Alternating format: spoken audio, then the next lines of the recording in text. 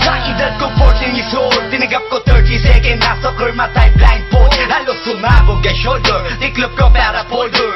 Hindi nga masolder pero ang war is not over. Aking burn ay forever, nasa magkabilang daliri. Mga tusok ng karayo, marka ng mananatili. Alam ko mali pero buhay ko dito naging makulay. Bala ang alay para sa aming mga kaaway. Ang mawali sa minamahal, ako'y nakahanda na. May tempo ang kalaban ng edad, ihihito na.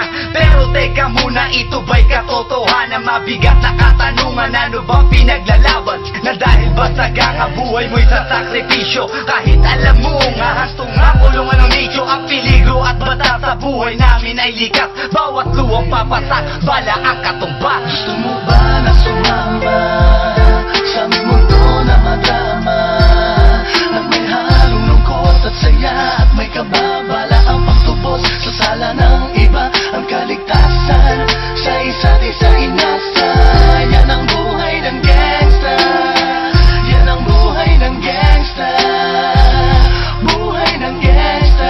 Lagi na lang umiinit ang aking ulo, o para bang gustong pasukin ang lahat ng gulo.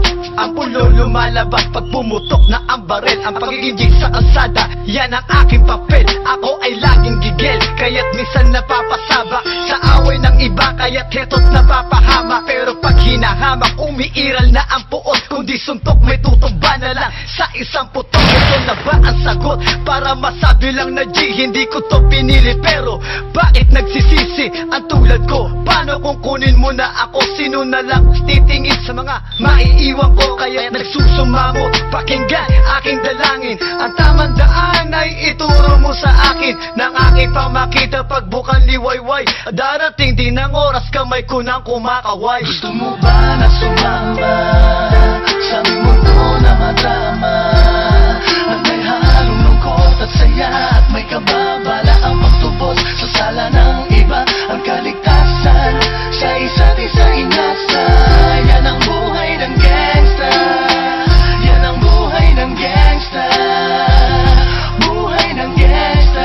Mula noong 1998, buhay ko dito na ginugol. 12 anyos ang naro sa mga lesbo magpahabol. Naging kakaiba ang pananaw sa kaidaran. Pinangarap na lahat ng gang ay mapang-ibabawan. Habang di na alintana ang mga tao'y lumipas. Tumandang walang tinapos, tila nagsayang ng oras. May mga tropang nangulungan at ibang di na lumutang. May mga nagbuwis ng buhay at naging pambayad utang. Ngunit tinuloy ko pa rin ang laban hanggang makilala ang pangalang OG Sacred, parang mayor ng Manila. Hinawakan ng korkwera, permanent at tubo. Tunay na ninong ng Velasquez at Rojas sa tundo. Na ipagsabayan sa mga hamon, humantong man sa patayan. At walang tigil na putukan ng gante pag nalagasan. Ngunit isang katanungan ang naglalaro sa isip ko. Ito ba ang buhay na dapat manahin ng panganay Gusto ko? mo ba na sumama sa aming